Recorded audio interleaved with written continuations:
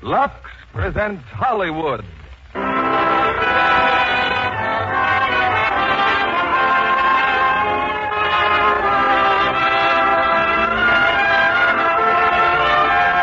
Lux Radio Theatre is proud to present Photoplay Magazine's Gold Medal Award screenplay, Valley of Decision, starring Greer Garson and Gregory Peck.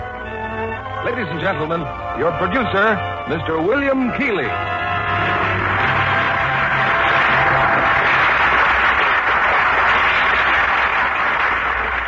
Greetings from Hollywood, ladies and gentlemen. Tonight we present a play you've all been waiting for. A play that was chosen not by us, but by you of the motion picture audience. It is Metro-Goldwyn-Mayer's screen epic, The Valley of Decision, selected as America's favorite motion picture of 1945 in a nationwide poll made by Dr. George Gallup's Audience Research Incorporated. After tonight's performance, Valley of Decision, its stars, director, and producer will receive Photoplay Magazine's coveted Gold Medal Award.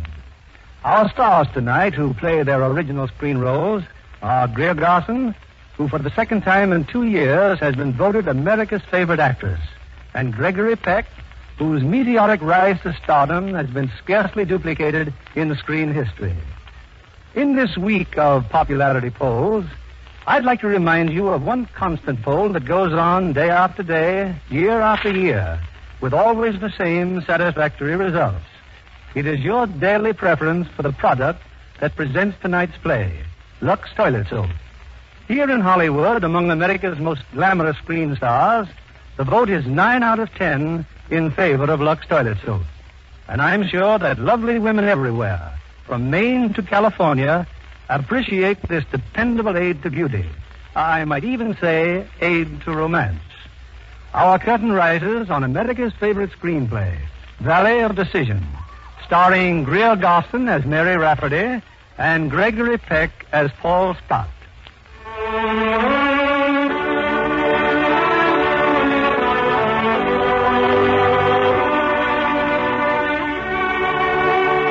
In 1873, there was no finer house in all Pittsburgh than the house of my father, William Scott. It stood on a hill like the throne of a monarch, and below where the Monongahela and Allegheny rivers joined, there was our great steel mill. Beyond the mill were the flats.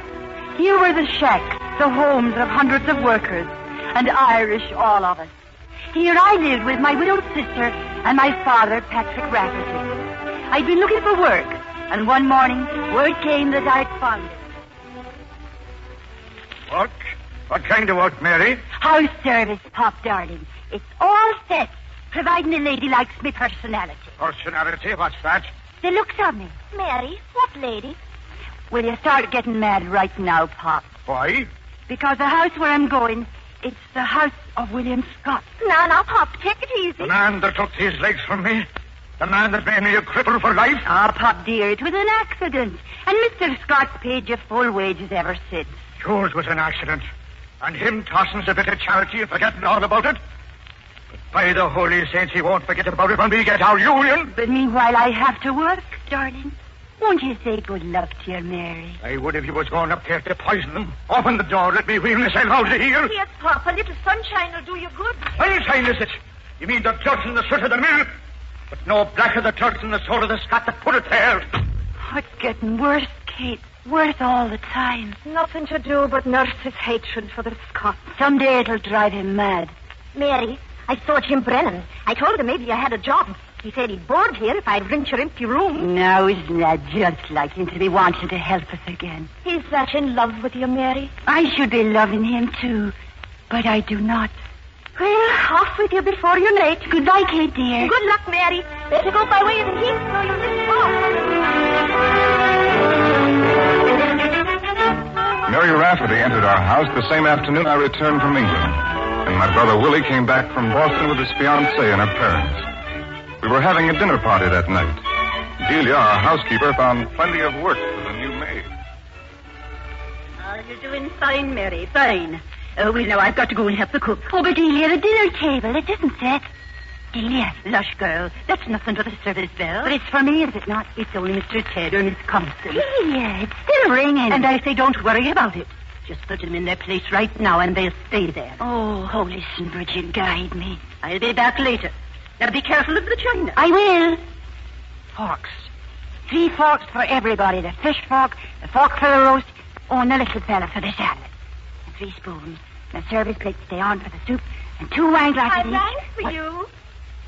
Did you know, Miss Constant? Spoons and knives all Not right. very wash to get off to a bad start with me. Oh, here you are. Mary's the name, isn't it? Mary's right, Mr. Ted. Fish fork and salad fork. My mother Here. says you might be the Irish answer to good Presbyterian prayers. Oh, that's nice, sir. Confidentially, Mary, we really run this place. Connie and I. The spoons on the right with the knives. Do you know? And what are you two doing in my pantry? Oh, hello, Delia. We're meeting a new maid. Straighten your tie and get into the drawing room. What'll the Gaylords think? They'll think their daughter has very delightful in-laws to be. If you ask me, Julia's too nice for Brother Willie. Hush now. If you ask me, we'll be having 2 sisters-in-law pretty soon. Yes, you should have seen Louise Kane when she saw Paul. She kissed him. Your brother's just back from England. I kissed him too. Now inside with you, inside. I Go feel along, this Connie. is I don't silly. think we're wanted here. Heaven forgive me that lie. What lie, Delia? About Louise Kane and Mr. Paul. Oh, he doesn't care that for her. But Mr. Ted was right. She'll hook him one of these days. Oh, but she's lovely looking. And real sweet, Delia. Sweet. Her? Oh, she turns it on and off like a faucet. But she'll get him with her living next door and scheming and conniving. Over now, girl. The finger bowls. Finger bowls? There on the second shelf. Finger bowls. They dip their fingers in 'em and wipe their mouths. Oh, 'tis very elegant, Mary. I never expected to see the likes of it in all my life. 'Twill be like a baptism. Well, go set the table. Dinner'll be ready in half an hour. Oh, I'll never get it done in time, never. Oh, Delia. It's done. It's praise the saints, it's done. I've set the table. You have? Oh, sir. No, I didn't see you. You're new around here. Just today, sir. What's your name? Mary Rafferty, sir. Well, Mary, my mother says you may announce dinner now. Who, me? Of course. Oh, he thinks I couldn't do it, sir. All those grand people in there. Well, all you do is catch Mother's eye and say, dinner's served, ma'am. Dinner is served. Oh, now, sir. Couldn't you do it yourself? Could you not just whisper it to your mother? No, my brother Willie would never forgive me. What a breach of the proprieties. Breach of the what, sir? Never mind. I'm going inside now. You follow me. Yes, sir. That's right. Julia, you haven't told us the most important thing. What's that, Louise? Dinner is served, ma'am. Why, when you and Willie are getting married. Oh, not till June, Louise. Daddy used to get married in Boston. Do come, Louise. Please, ma'am. Oh, how nice. Dinner is served. Excuse me, ladies. Mother, I think dinner's ready. What? Oh, Mary. Dinner is now, ma'am. Thank you, Mary. Well, shall we go in? I did it. Oh, Bridget, thank you.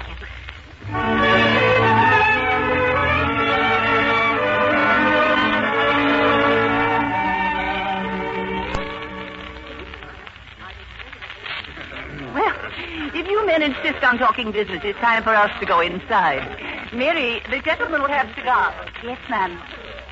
Now then, Mr. Gaylord, you were about to say something. Yes, Mr. Scott, I was. About Andrew Carnegie. Cigar, sir? Yes. You're wondering, Mr. Gaylord, why I don't throw our mills in with Carnegie. But frankly, we can't understand why you won't come in with us. Well, there are a number of reasons. You're looking at 3 of them now. Paul, Willie, and Ted, my sons. I own my own puddle, Mr. Gaylord, and that's where I'm going to stay. But if it's security you Well, want... it's not just a question of security.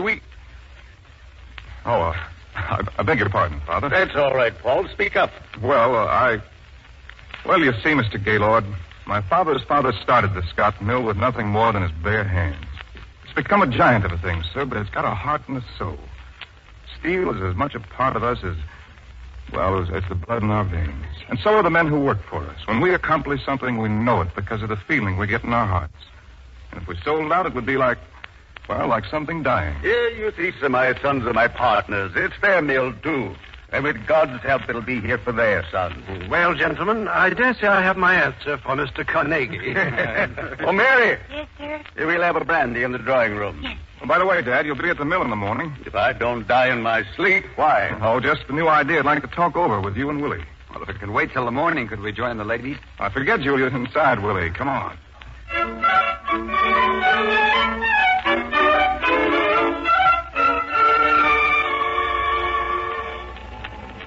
And that's the whole idea, Father, an open-heart furnace. But it'll take a fortune in experiments. Why do we want to bother with Willie! it? An open heart furnace, Paul? You really think well of it? If we can perfect it, we can make any kind of steel we want. Soft, hard, pliable, rigid. That's why they have more varieties of steel in Germany than we have here. Germany, eh? Father, isn't it about time you sat back and started to enjoy yourself? You mean loaf? Well, yes. Paul, anytime you're ready, the money's at your disposal. I'm ready now, Dad. I've spoken with Jim Brennan. Brennan.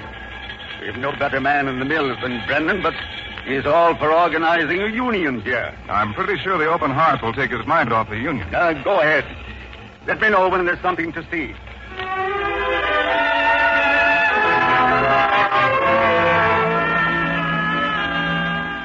Look at the time, Jim. Past 2 o'clock. I haven't a wit left in my head, Paul. Let's go at it again tomorrow. On Sunday? Sure.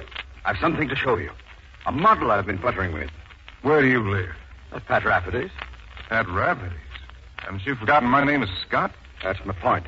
That'll be after the late mass. And the bells will warn us when church is out. I'll be there at 10 o'clock. How does it look, Paul? You like it? Looks good, Jim. Looks fine. It's just a model, remember. The real thing will take months to build. Oh, we could show it to my father and see if... What's that? It's them. They've come home. I'm never a church bell, did I hear? You'll come to church with us again next Sunday, Mary? Sure, Pop, darling. With who else? Jim, we're home. And with us. Oh, I didn't know you had company, Jim. Oh, good morning, Mr. Paul. Hello, Mary. Mr. Paul? Pop, the gentleman is Mr. Paul Scott. Scott? There's just one place of Scott's welcome, and that's 6 foot down. Well, that's pretty definite, Mr. Rafferty. But why? Because Pop's a blathering jackass. Louder, says you. Why am I in a wheelchair? Burn me legs because one day, after working 12 hours and I'm dizzy with the heat and sweat of the mill, I lost them. The Scots will be everlasting cracking the whip over slaves 12 hours a day. Pop, you don't know what you're saying. Are you out of your mind, Rafferty? It's all right, Jim. I shouldn't have come here. I'm sorry, Mary. Oh, how could you, Father? How could you? Go on. Go back to bending your knee to the man that crippled your father. I'm not ashamed of my job. Thank the Lord it's in a house of decent people where there's no hate and curtains. The door is open. Yes. Goodbye. Goodbye, Jim. Kate, I'll see you next Sunday. Will you walk home with me, Mary? Oh, Mr. Paul, I can't think of what to say. It's a madman he's become. I'm so distressed. I don't know what... Oh, here now, here.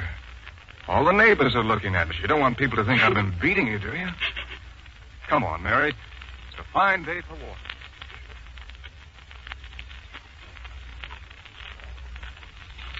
walking. Mary, still full of tears?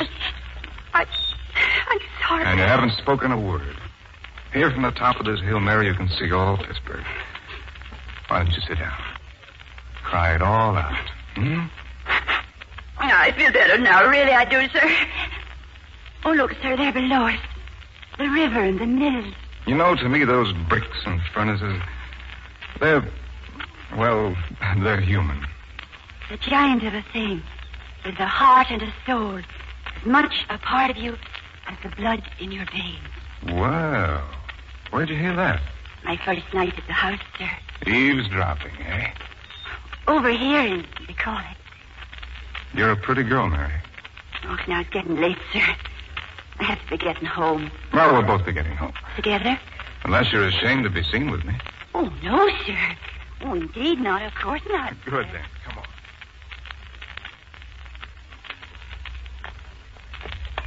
See, we're home in plenty of time. Holy saints, here we are at the front gate if anyone saw me. Well, hello. Oh, hello, Louise. I'll get round the back way now, Mr. Paul, and thank you. Thank you. What did he do for you, Mary? Oh, sure, he'd just laugh and say it was nothing at all. Well, Paul, flirting with the help on Sunday? Yes, and getting absolutely nowhere. Well, come in, Louise.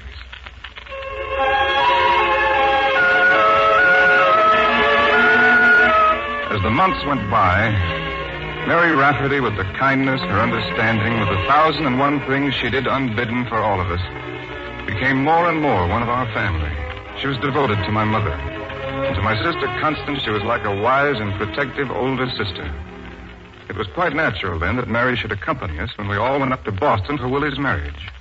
On the boat coming home, quite late at night it was, Mary found Connie, her head poked out of her stateroom window, talking to a strange gentleman on deck.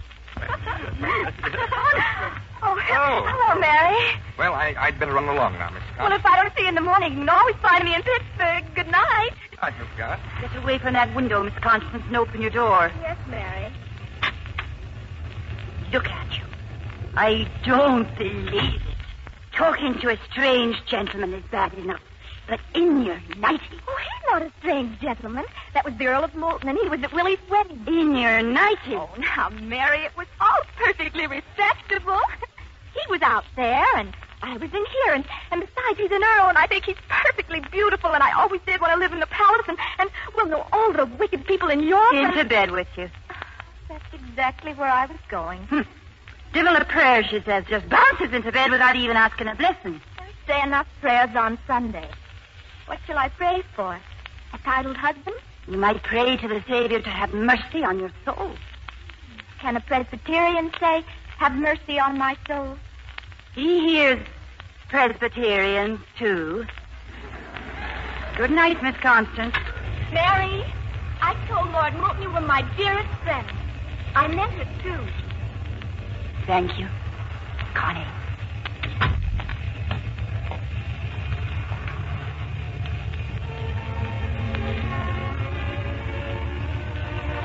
Hello, Mary. Oh, Mr. Paul, you startled me. Mary, I've told you so many times I don't like Mr. Paul. Oh, then should I tell Delia and Cook and the rest? They mustn't be calling you Mr. Paul. Mary, what were you thinking about? I was just thinking that all my life I've lived by a river, but this is the first time I've ever seen water so beautiful, Mr. Paul. Oh, I don't know what to say. Well, you could call me, hey, or look here, well now, anything, but don't call me Mr. Paul. Well, hey, look here, and well now, I'll be bidding all three of you good night. Not yet. Hey, look here, well now, it's getting late. Mary, come here. Yes. Oh. I'm not going to apologize, Mary. I'm not sorry. I'm glad I kissed you. Well, then, can we just forget all about it, Mr. Paul? I don't know, Miss Rafferty. Can we? Good night, Mr. Paul.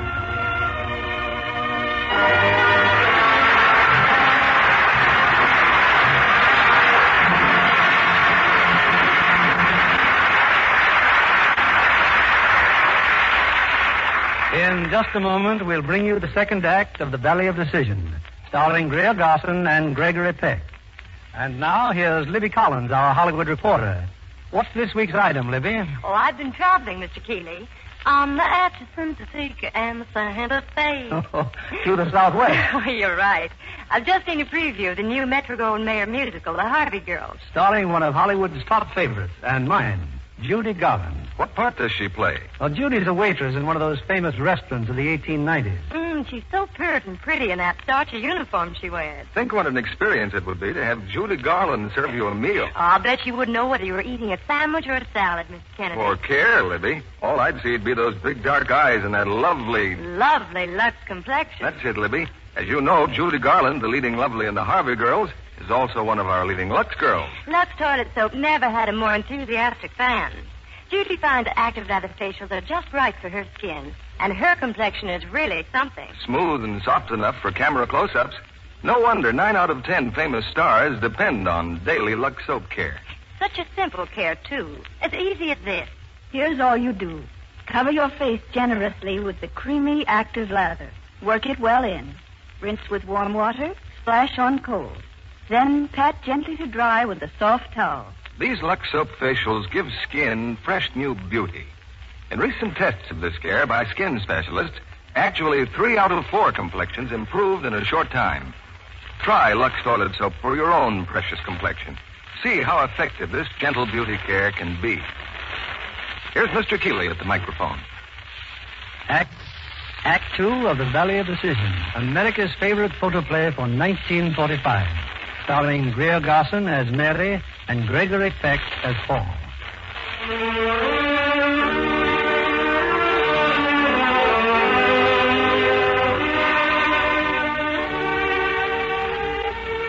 The big house saw very little of Paul Scott in the year that followed. The open hearth was built, and week in and week out, Paul struggled with his experiment, determined to justify his faith in a new furnace.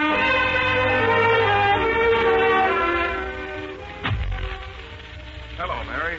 Oh, Mr. Paul. I didn't expect you to be coming home through the kitchen. No, I wouldn't have come home at all. My father doesn't think I'm getting enough sleep. He sent McCready for me. Oh, that's where McCready went. And what are you doing up this time of night? I'm just fixing your bite of food. So, Dad thought I should get a good night's sleep, eh? I'll take this tray up to the study for you. Well, can't I eat here? If you wish, sir. I do wish. Mary, I'm licked. The furnace is a failure. Well, now, I suppose your father knows what he's talking about, doesn't he? Why? Well, didn't I hear him tonight saying it was coming along to beat the band? Oh, you should have seen the pride in it. Oh, the waste of money, the waste of time. It just won't work. Do you mind the story of the Irishman named Bruce? Irishman named Bruce? Yes, indeed. Him hiding in a cave, licked entirely and all despairing, watching a spider trying to make its web. Well, the spider kept swinging and missing and swinging and missing. Couldn't make ends meet at all. He never stopped trying. And finally he made it, Mr. Bruce. He gave a big hurrah. He burst out of his cave and he raised the table entirely. In Scotland, I think Bruce was of Scotland, Mary. Now, who cares what they think in Scotland? But how could your furnace be a failure and you the best steelman in all Pittsburgh? My father said that? No, Jim Brennan. When? Down at the flats last Sunday. But you were here last Sunday. You were here all day. Oh, now. Well, it must have been some other You time. sent McCready for me tonight, didn't you? I was that worried. Your father said he was afraid you were becoming discouraged altogether. And that's all he said. Yes, Well, I won't quit, Mary. I promise. I know that. Mary, if I do make it, if the hearth works, unless I can come home and talk to you about it, it won't mean very much. Let me finish. No, don't. You must. There isn't anything in this world as big as the way I feel about you, Mary. I see you flitting through this house taking care of us, and you're always at a distance. But you belong close, Mary. Right here, in my arms. Please let me go. You love me, Mary. You know you do.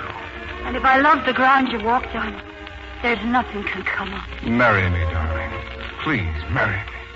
Paul, I'm a servant in this house. This family is good to me. They don't want to see me make them a laughing stock and people to call me a scheming, conniving... Stop it, Mary. True. It's true.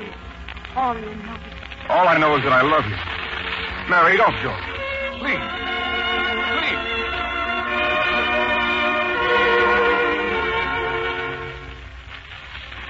Is that you, Mary? Yes, ma'am, it's me. Mary, did you happen to hear Mr. Paul mention when he'd be coming home tonight? He is home, ma'am. He's in the kitchen. The kitchen? After supper, ma'am, he was hungry. Don't go, Mary. Ma'am? Tears, Mary? Bad berries at the well, ma'am. I have to be leaving you, Mrs. Scott. Leaving? Truly, I don't want to. But it's my father, ma'am. And my sister. He has to get out in his wheelchair. My father, I mean. And my sister's enough worried with the tales of the baby and all. And so I thought that... My poor brain isn't working very well. Mary, my dear, going back to the flat won't solve anything.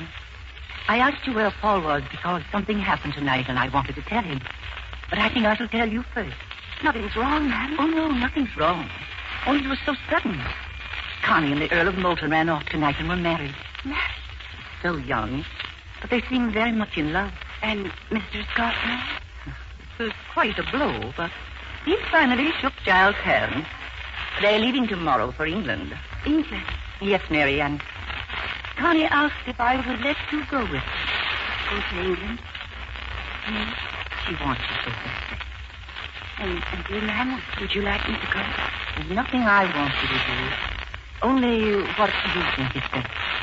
Well, Ma'am, if I can be of more help over there than here, and I always did hope that one day I'd stop me. Surely that is the very different. A chance to go and be a blessing. The morning will be time enough for your answer. I know now, Ma'am. I'd be happy to go.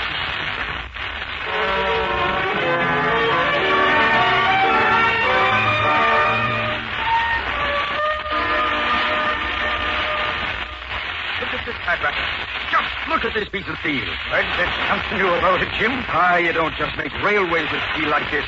Buildings and bridges that can swing with the breeze. It's a miracle. What? Mary, you didn't see it come in. About an hour. Last night I sent Paul home. He comes back later, full of brandy he was, and talking about an Irishman named Bruce. We'll run the heat up, and here's what we call it. The finest piece of steel in the world. Mary, what are you doing here? Pop, I'm on my way to England. I just dropped in to bid you goodbye. Why are you going so sudden? Because... It's some mess you got yourself into. Let her alone, Pat. Make you sick. You'll be good and sick when she comes back here. Without your Scotch then. You'll find the machinery rich and them with it. There'll be nothing of the kind. Not while I'm the head of the union. Come on, Mary. Oh, Jim. My father's possessed by the devil. It was only the Scots that drive him crazy. Mary, surely you know how I feel for you. It might be better if you stayed here and married me. Pop, all's wrong. But that's the fine thing you said. I'm going to England with Miss Constantine. Is that better than being with me? Oh, yes, that's true. It's Paul Scott. He wants me to marry him. Mary, how did you know? So, Mrs. Scott and I, we're putting the ocean between us. How about your own feelings? You wouldn't like it, Jim, dear. Goodbye, Mary. And God bless you, too.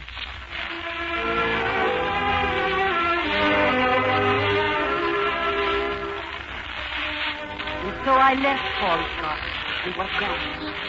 And the distance widened with every dreary month. Many letters he wrote, enough to break my heart. So full were they of his love. But I could not answer, for I'd come to England to go out of his life. And then in time, Paul's letters became fewer and fewer, until there were none at all.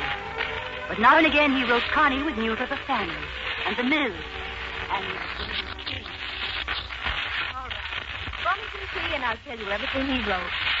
You're not homesick, are you? Well, aren't you? Not in the least. Oh, no, you have to have a heart in your bosom. Yeah. Paul said half the mills in Pittsburgh have been closed by strike. Ted's been bad again at college. Poor Ted. Oh, and, wait. Louise Kane is with us a great deal now. She's kind and sweet, and a great comfort to Mother. Well, I see that. That's what happens when you have a heart in your bosom. Oh, Mary, why didn't you marry me? Do you think it would have been a proper marriage to your brother? Why not? Can you see me at the big table, dining, with Julia and William there, and me trying to make conversation with your Pittsburgh friends, and Paul just sitting and watching to see if anyone's even looking at Ruby? But you wouldn't have to live in Pittsburgh. Oh, if you or Ted or Willie had been chipped off the old block, I'd have married Paul and gone with him wherever he wanted. What? Yes. But you're selfish and soft, every one of you. Paul's the only hope your father has. The whole world. And Paul's a great steel man. Oh, Connie. Connie, why can't you mind your own business? Oh, no. I wish we were like we want us to be. Well, maybe we don't be yet. People do change. Look at Louise Kane. Louise Kane? Kind and sweet, Paul says she is.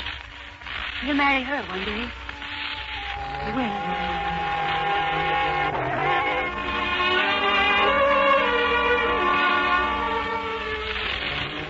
Sent for me, Mother? Sit down, Paul. Your father's worried about you. Yes, Paul, I am. It's not natural the way you've shackled yourself to the mill. But I like my work. I like my work, too. But I still found time to talk to Mother. Hey. What's this all about? Louise Kane. She's a fine girl, Paul. Oh. Didn't Mother tell you? I said nothing, Paul. Tell me what?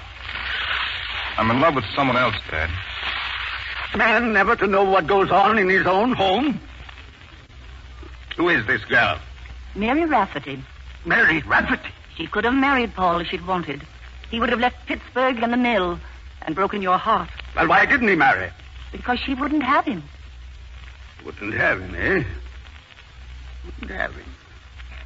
What are you thinking of, Father? Huh? Oh, nothing. Nothing.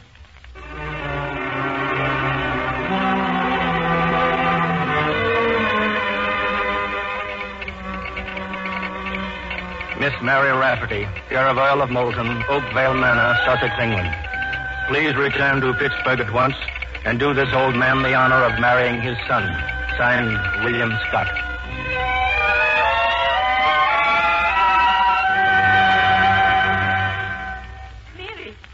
Mary, is that you? Oh, Mrs. Scott. Oh, my dear, how well you look. Oh, how sweet. Oh, Mary, Paul will be here any moment. Yes, ma'am. Mr. Scott told me driving home from the station.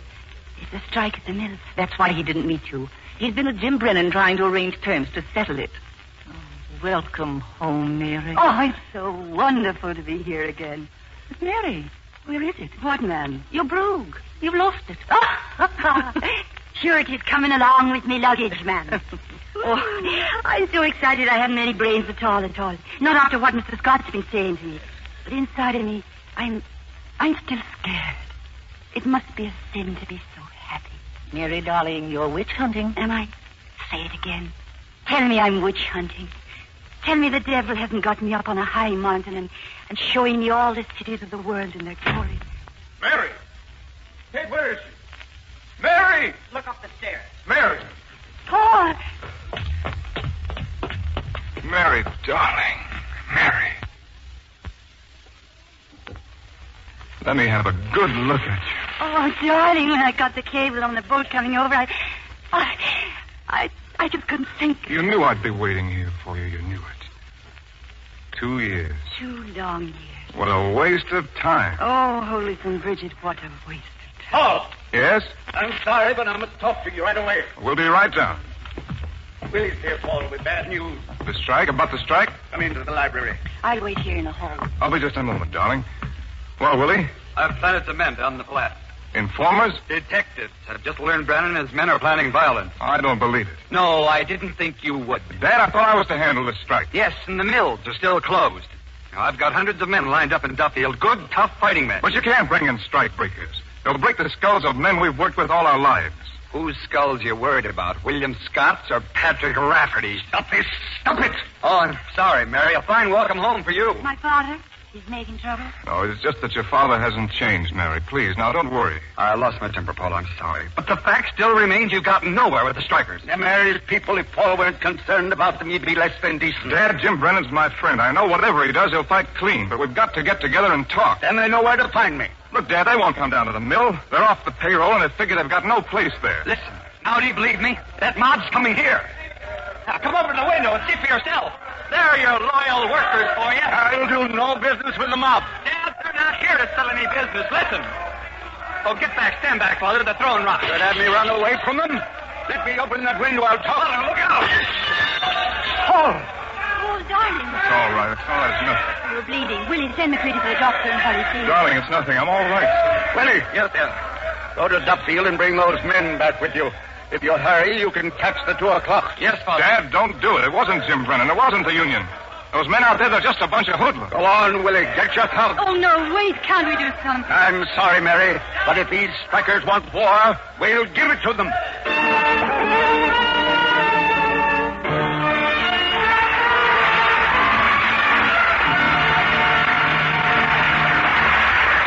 We pause now for station identification. This is CBS, the Columbia Broadcasting System.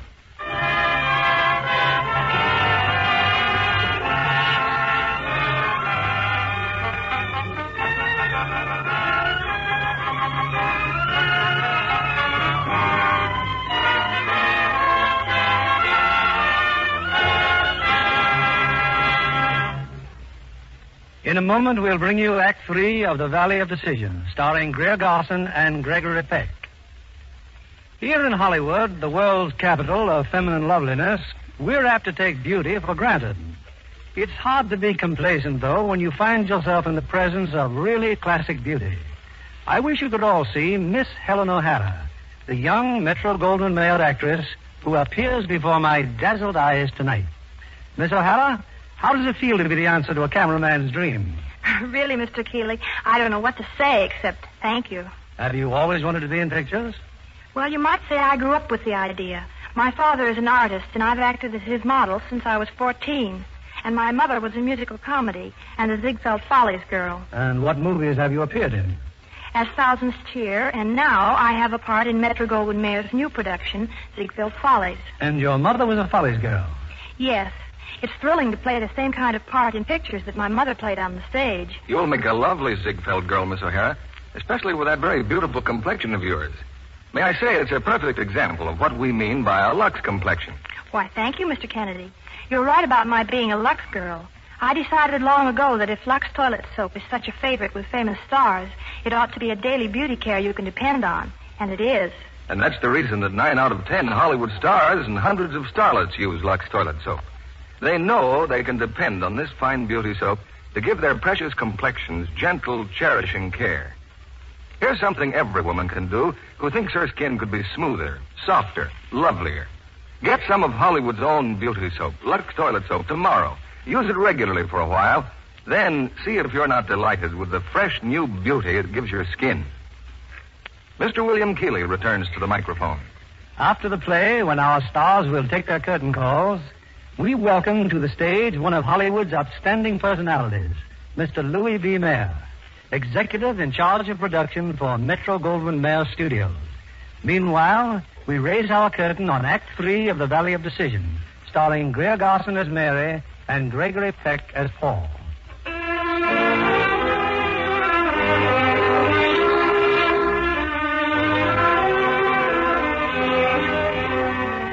Early that night, with Willie on his way to Duffield, I left the Scott house and went to the flat, hoping against hope that Jim Brennan would listen to me.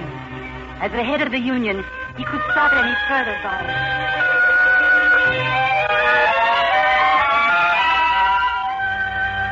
Oh, but Mary, must we talk about the strike? You just back from across the sea and how fine you look. Jim, where's Pop? Out making speeches against the Scots. There's trouble, Jim.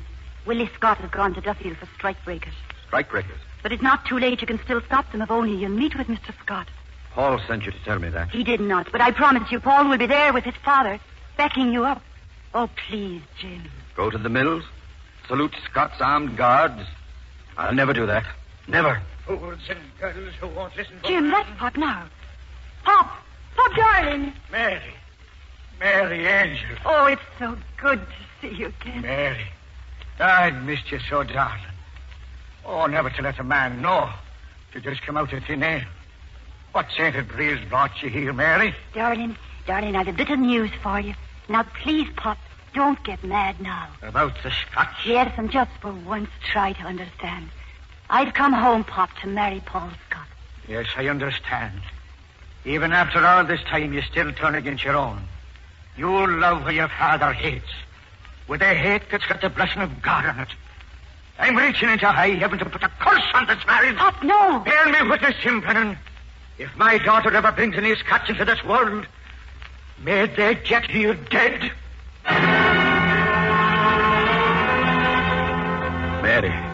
Mary, darling, don't look like that. If we're going to meet with Scott, there's no time to lose. Do you hear me, Mary? Come along with me. I'll talk to my men now.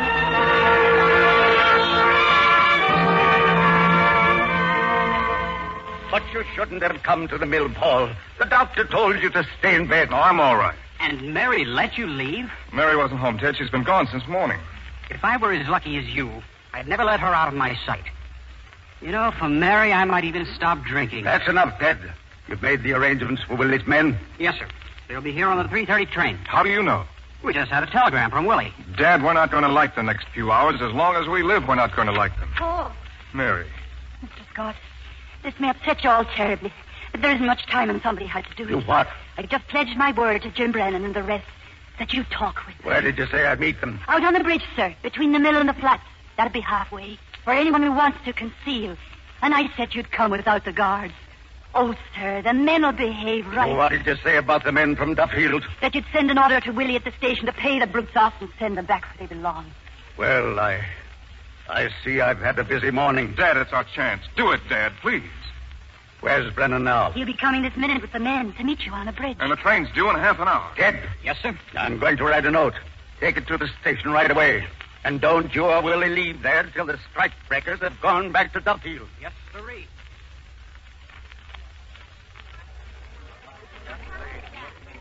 It's 3:30. Where's that special train from Duffield? Sorry, Mr. Ted. She's running a little late. A little late, huh? Well, just enough time to have a couple of quick ones. Yes, sir. Saloon right across the street. Good. Just a couple. A couple won't hurt. Gotta get that note to Willie. Yes, sir.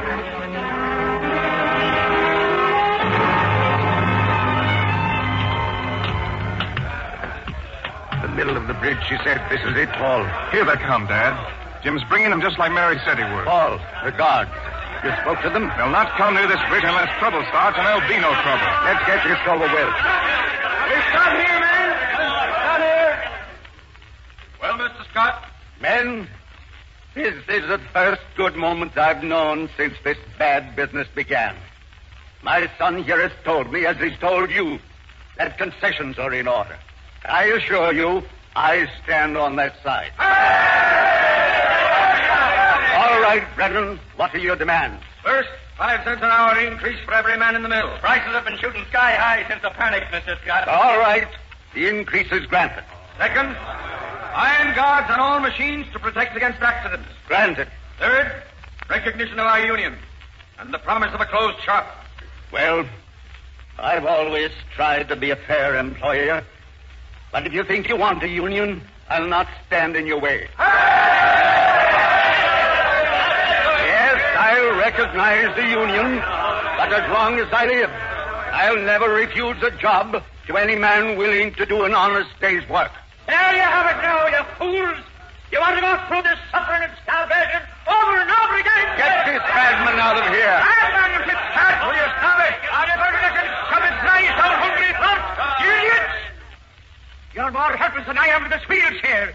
You've been listening to this kind of lies and treachery for 100 years. Lies? Treachery? Has any man here ever known me to lie to him? No, sir. Don't you understand? We, too, want to go back to work. We're in this thing together, and that's the way we want it. And I say you're a liar and a hypocrite. Look, all of you, down the street, strikers! Wait!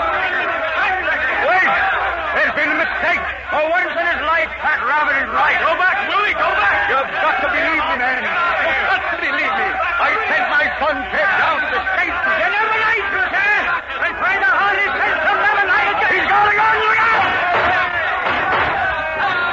Run, man, run! The guards are coming!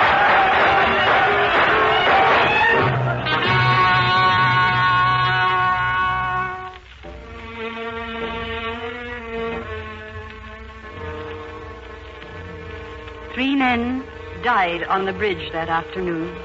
Jim Brennan, and my father, Patrick Rafferty, and Paul's father, William Scott.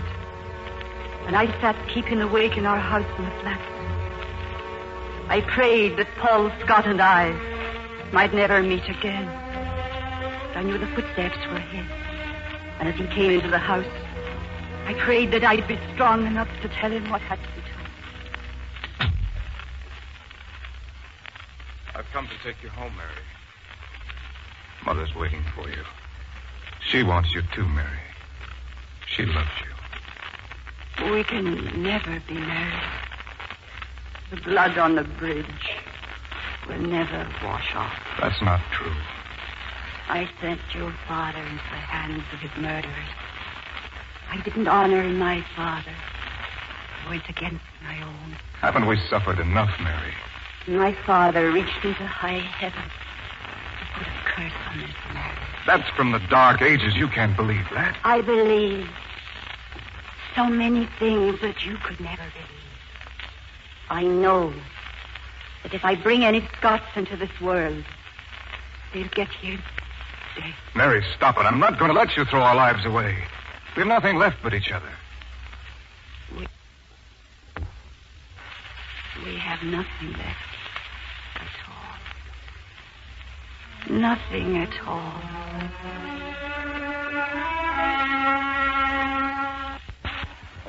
As I heard those words, I knew that a door had been closed between us.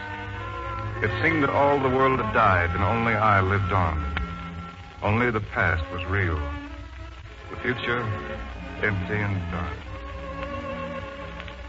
I never saw Paul Scott again, but often his mother came to visit us. My sister Kate and me, in the little dressmaking shop she'd helped us set up. It was Mrs. Scott who told me of Paul's marriage to Louise Kane, and later on, of the birth of their son. And as the child grew up, of Paul's delight in taking the boy to the mill and teaching him the ways of the poor and the puddle.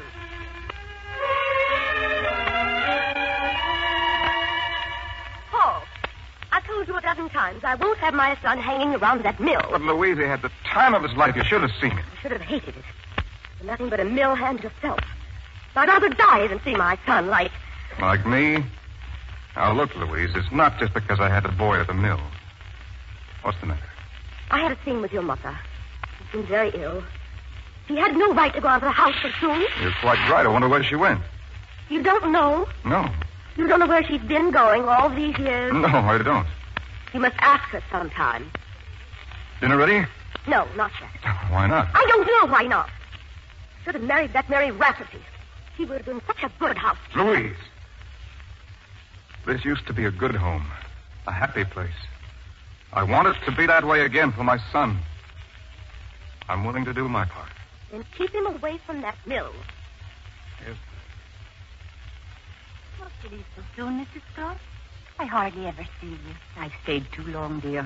It upsets Louise so. Mary. Yes? Mary, this is my last visit with you. Oh, no. What kind of talk is that? Why, Dr. McClintock says... I don't mind. I'm ready to move on. Mary, there's something I want you to do. My share of the mills is 1/5. I'll be gone soon, and I'm leaving it to you. Mrs. Scott, I don't need it. No, but it may need you. Need me. The moment I'm dead, Willie will try to sell. Connie's always in debt. He'll be glad of the cash. And Ted doesn't care, poor soul. We've all forgiven Ted 100 times, but he can't find a way to forgive himself. So you see, Paul may lose the mill. I see. Oh, it's heartbreaking, Mary, the way things have turned out for Paul. And for you, too, dear child. Yes. You've got to help him keep the mill for his son. Mary, you haven't answered me. As long as I live. If ever I have to make up my mind about anything.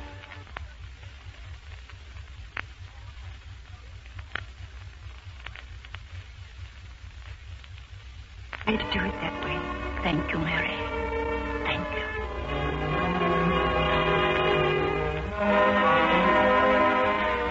2 nights later, McCready the coachman came rushing into the shop. Mrs. Scott had suffered a stroke, and she was calling.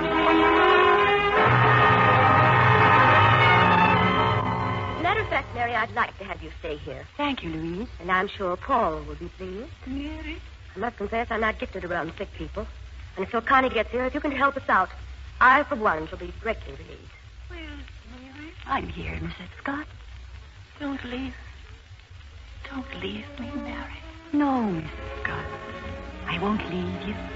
I promise I won't leave you.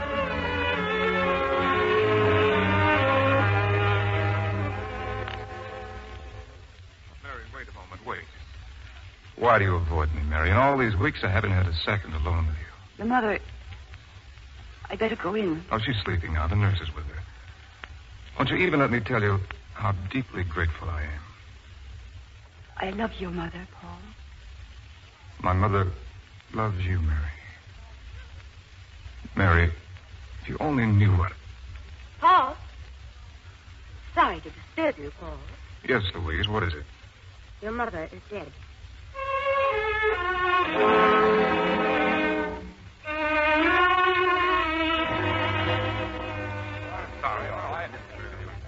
We've just come from Mother's funeral. I won't talk about it, Will. I'm sorry, Paul, but this offer to sell has to be voted upon before Connie goes back to Europe. Does it? Connie, how would you like $2 million in cash? $2 million? Giles, darling, did you hear that? Connie, wait a minute. No, you wait a minute. We're all stockholders, and I've Ted's proxy authorizing me to vote for him. So, you're going to sell me out? For $2 million, what would you say to that, Louise? What would I say? I'd be so happy to be rid of the mill, to be rid of this house, to get 1,000 miles away from here that I... Louise! Why shouldn't they know? Why shouldn't they know how I've had to live in this house with that woman, my mother? No, not your mother, Connie. Mary. Louise means me. I just come to say goodbye. Of course I mean you. Look at her. Every nook and corner of the house reeks with this Irish biddy. Paul's never loved anyone but her. Louise, stop it. You... Yes, Willie, I should like to sell. And what about you, Mary? What are you going to do with your share? What are you talking about?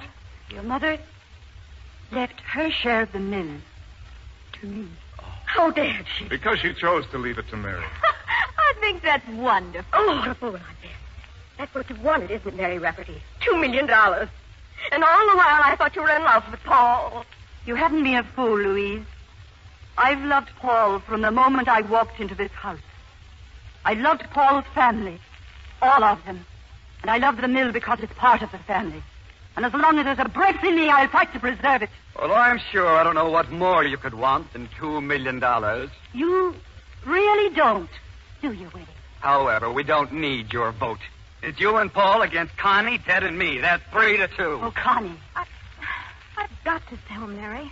I'm over my head in debt. Yes, I understand, Connie. Only, Connie, do you remember that time that you and Giles took me to Paris? That little restaurant under the trees? And the two foreigners who filled their glasses with wine and then each of them spilled a little on the ground? Yes, I remember. And Giles, do you remember we wondered why? And the waiter told us that it was the custom in their country to return to the earth a little of what they took from it. Oh, Connie, all your life you've taken. Here's your chance to give something back. Mary, I've heard all this before. I know, darling. And that's all the stuff that dreams are made of and traditions and ideas. But here's something else. Listen, darling. I don't want the money. You can have the income from my share. I absolutely forbid it. But, Giles, I don't need the money. I've a lovely little business of my own. And really, I'd stop rather... it, Mary. Stop it. Connie. I won't sell, Willie. I won't. But, Connie, think what you're giving up. Think what you're... It's no use, Willie. Once Connie makes up her mind, she mayn't have much of a one, but it's quite immovable, believe me. If I may interrupt, Mary, McCready is waiting in the hall with your luggage. Thank you, Louise. Well, goodbye, all of you. I'll take you home, Mary. No, please. Well, drop me at the mill, and I've got to get out of this house. Paul, if you ever leave this house with her, you need never come back. I'll come back, Louise. But you won't be here. You're going to get exactly what you wanted, a chance to get out of this house, to get out of this town, to get away from the mill, from me, 1,000 miles away. Nothing will suit me better. I'll take my son to Europe. Raise him as a gentleman. The boy stays here with me. He'll serve his apprenticeship with the Callahans and the O'Briens and take his place in the Scott Mills. You can have all the money you want, Louise, but that's all you can have. Mary, where did she go? She's just getting the carriage, Paul. If you hurry, you'll catch her. Thanks, honey. Where to, Miss Mary? The dressmaking shop? If you please, McCready. Just a moment, Mac. Go back to the house. I'll take the reins. You, sir? Oh, yes, sir. Oh, Paul. Paul, please. It's just no use. No use. No use, is it? Tell me. Do you mind the story of the Irishman named Bruce? Oh. Him hiding in the cave, despairing, but he never stopped trying at all. And finally he made it. Didn't he, Mary? Oh, darling. Yes, Paul, darling. Finally he made it.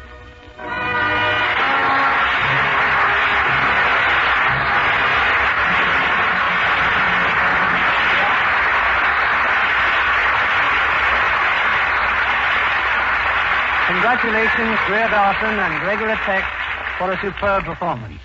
It's easy to understand why The Valley of Decision was voted America's favorite motion picture for 1945. Thank you, Mr. Keeley.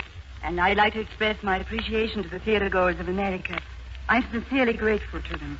Greer, you've earned the title, the First Lady of the Screen. It was a pleasure to appear with you again. And, Gregory, you've earned the title of one of the most sought-after stars in Hollywood. And Lux Toilet Soap, the title of the soap most sought after by the stars. That's right, Mr. Keeley. There's a gentleman with us tonight who is also to receive a gold medal award. Someone for whom I have a very warm personal feeling because he brought me to America. Someone who's been a friend and an inspiration to all of us at Metro-Goldwyn-Mayer, Mr. Louis B. Mayer. You're quite right there. There's no one who has done more for the motion picture industry, and we're exceptionally happy to have him with us tonight. As head of the Metro-Goldwyn-Mayer organization, his keen sense of showmanship and vision gave American theater-goers 7 out of 10 pictures voted tops in Dr. Gallup's audience research poll for Photoplays magazine for 1945. We of the Lux Radio Theatre are proud to welcome Mr. Louis B. Mayer. Thank you, Greer and Bill Keeley.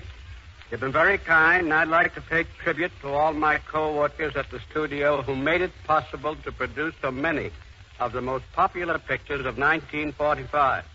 Without the executives, producers, directors, actors, writers, musicians, and technicians, all working as one family, it would not have been possible. I thought your radio adaptation of Valley of Decision was magnificent. And naturally, we at Metro-Goldwyn-Mayer are proud of tonight's stars, Greer Garson and Gregory Peck.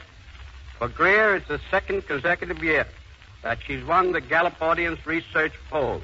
And I know you'll enjoy her more than ever, co-starred with Clark Gable in a forthcoming picture, Adventure. Gable's back and Garson's got him. Well, they should make a sensational team. Mr. Mayer, would you tell our audience who the other recipients of Photoplay's Gold Medal Awards are? Yes. In addition to Greer Garson, who was voted America's favorite actress, awards are being presented to Mr. Edwin Knupp and Tay Garnett, producer and director of Valley of Decision. The favorite actor of the year, 1945, was Bing Crosby. You must be very pleased with the findings of Dr. Gallup's organization. Yes, it's very gratifying, because we of the motion picture industry must be guided by the individuals who attend the pictures of their choice. They, of course, are the audience that decides what type and quality of pictures and what stars will be America's favorites. And I think their choice, as reflected in Photoplay's annual poll, indicates that the American people as a whole are discriminating in their tastes and exacting in their standards. Mr. Mayer, we're happy that another Metro-Goldwyn-Mayer picture is scheduled for the Lux Radio Theatre next week. Won't you tell our audience about it? Gladly. The play will be Johnny Eager, and will star our own Robert Taylor. It will be his first appearance in this theater since returning from the Navy. Bob will play his original screen role, and we'll have opposite him Susan Peters, who has won the admiration of everyone. Ben Heflin will also be making his first appearance on the Lux Theater since returning to MGM from the Army, and will be featured in the role that won him the Academy Award. Well, Mr. Mayer, we'll be looking forward to presenting Johnny Yeager next Monday evening. Meanwhile, it's getting late, and as soon as our curtain falls, we'll be hurrying to dinner at the Beverly Hills Hotel, where Photoplay's Gold Medal Awards will be presented. Thank you for your cooperation, Mr. Mayer, and many thanks for being with us this evening.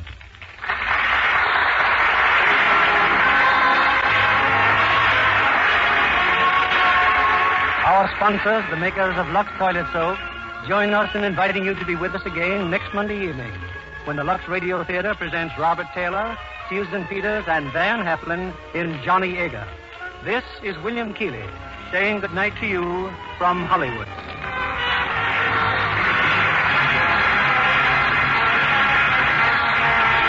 Tune in again next Monday night to hear Johnny Yeager with Robert Taylor, Susan Peters, and Van Heflin. The Spry Treat of the Week. Fish fillets, golden crispy fillets fried to delicate perfection in pure, bland, all-vegetable spry. Serve them to your family. Watch folks smack their lips.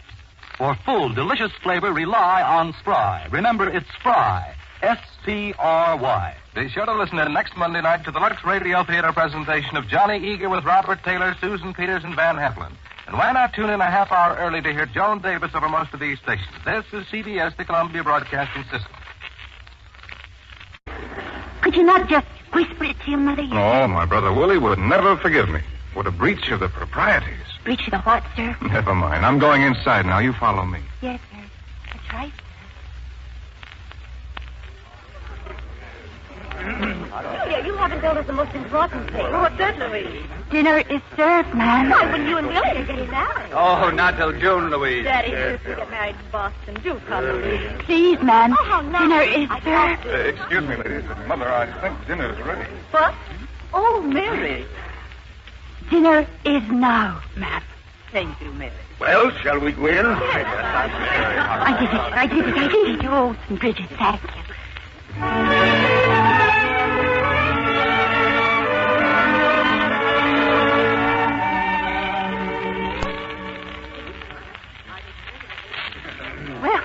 If you men insist on talking business, it's time for us to go inside. Mary, the gentleman will have cigars. Yes, ma'am. Now then, Mr. Gillett, you were about to say something. Yes, Mr. Scott, I was. About Andrew Carnegie. Cigar, sir? Yes. You're wondering, Mr. Gillett, why I don't throw our mills in with Carnegie. Well, frankly, we can't understand why you won't come in with us. Well, there are a number of reasons. You're looking at three of them now. Paul, Willie, and Ted, my sons. I own my own puddle, Mr. Gaylord, and that's where I'm going to stay. But if it's security you Well, want... it's not just a question of security. I beg your pardon, Father. That's all right, Paul. Speak up. Well, you see, Mr. Gaylord, my father's father started the Scott Mill with nothing more than his bare hands. It's become a giant of a thing, sir, but it's got a heart and a soul. Steel is as much a part of us as the blood in our veins. And so are the men who work for us. When we... Confidentially, Mary, we really run this place. Connie and I. The spoon's on the right with the knife. Do you know? And what are you two doing in my pantry? Oh, hello, Delia. We're meeting a new maid. Straighten your tie and get into the drawing room. What'll the Gaylords think? They'll think their daughter has very delightful in-laws to be. If you ask me, Julia's too nice for Brother Willie. Hush now. If you ask me, we'll be having two sisters-in-law pretty soon. Yes, you should have seen Louise Kane when she saw Paul. She kissed him. Your brother's just back from England. I kissed him, too. Now inside with you, inside. Go along, Connie. I don't think we're wanted. Heaven forgive me that lie. What lie, Delia? About Louise Kane and Mr. Paul. Oh, he doesn't care that for her. But Mr. Ted was right. She'll hook him one of these days. Oh, but she's lovely looking. And real sweet, Delia. Sweet? Her? Oh, she turns it on and off like a faucet. But she'll get him with her living next door and scheming and conniving. Here now, girl. The finger bowls. Finger bowls? There on the second shelf. Finger bowls? They dip their fingers in them and wipe their mouths. Oh, 'tis very elegant, Mary. I never expected to see the likes of it in all my life. 'Twill be like a baptism. Well, go set the table. Dinner'll be ready in half an hour. Oh, I'll never get it done in time, never. Oh, Delia. It's done. It's praise the saints, it's done. I've set the table. You have? Oh, sir. No, I didn't see you. You're new around here. Just today, sir. What's your name? Mary Rafferty, sir. Well, Mary, my mother says you may announce dinner now. Who, me? Of course. Holy thanks, I couldn't do it, sir. All those grand people in there. Well, all you do is catch Mother's eye and say, dinner's served, ma'am. Dinner is served. Oh, now, sir. Couldn't you do it yourself? We'll miss out here. Yes, Pop. A little sunshine will do you good. Sunshine, is it? You mean the dirt and the soot of the mill?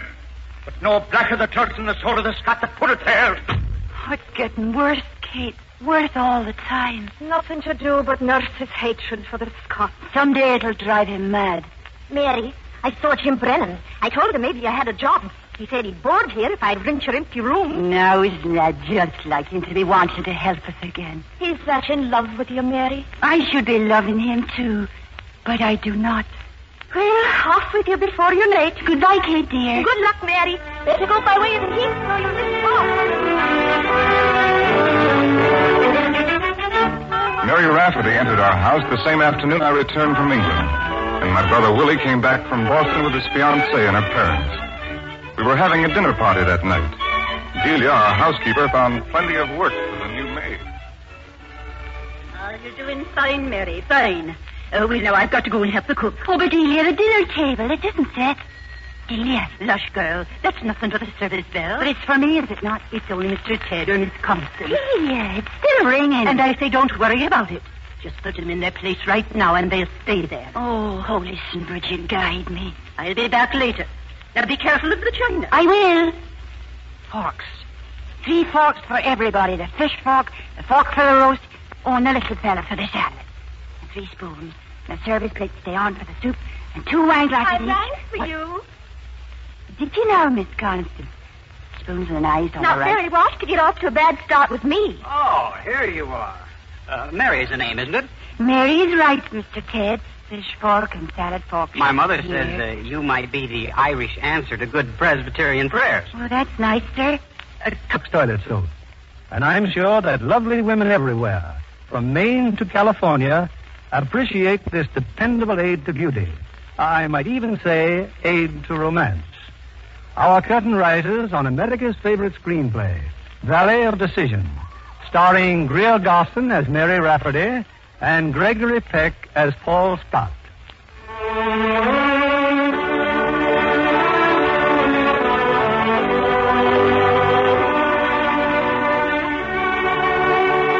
In 1873, there was no finer house in all Pittsburgh than the house of my father, William Scott. It stood on a hill like the throne of a monarch, and below where the Monongahela and Allegheny rivers joined, there was our great steel mill. Beyond the mill were the flats. Here were the shacks, the homes of hundreds of workers, and Irish, all of us. Here I lived with my widowed sister and my father, Patrick Rafferty. I'd been looking for work, and one morning, word came that I'd found it. Work? What kind of work, Mary? House service, Pop, darling. It's all set, providing the lady likes me personality. Personality? What's that? The looks of me. Mary, what lady? Will you start getting mad right now, Pop? Why? Because the house where I'm going, it's the house of William Scott. Now, Pop, take it easy. The man that took these legs from me? The man that made me a cripple for life? Ah, Pop, dear, it was an accident. And Mr. Scott's paid you full wages ever since. Yours was an accident. And him tossing a bit of charity and forgetting all about it? But by the holy saints, he won't forget about it when we get our union. But meanwhile, I have to work, darling. Won't you say good luck to your Mary? I would if you was going up there to poison them. Open the door, let me... Lux presents Hollywood.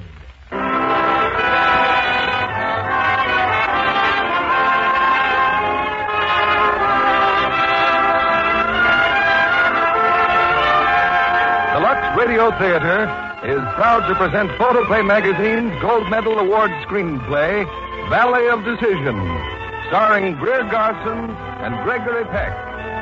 Ladies and gentlemen, your producer, Mr. William Keeley.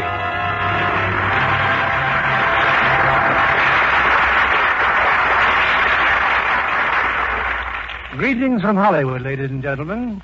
Tonight we present a play you've all been waiting for. A play that was chosen not by us, but by you of the motion picture audience. It is Metro-Goldwyn-Mayer's screen epic, The Valley of Decision, selected as America's favorite motion picture of 1945 in a nationwide poll made by Dr. George Gallup's Audience Research Incorporated. After tonight's performance, Valley of Decision, its stars, director, and producer will receive Photoplay Magazine's coveted Gold Medal Award. Our stars tonight, who play their original screen roles, are Greer Garson, who for the second time in 2 years has been voted America's favorite actress, and Gregory Peck, whose meteoric rise to stardom has been scarcely duplicated in screen history.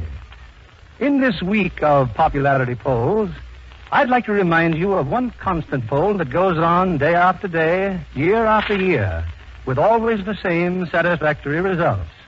It is your daily preference for the product that presents tonight's play, Lux Toilet Soap. Here in Hollywood, among America's most glamorous screen stars, the vote is 9 out of 10 in favor of Lux.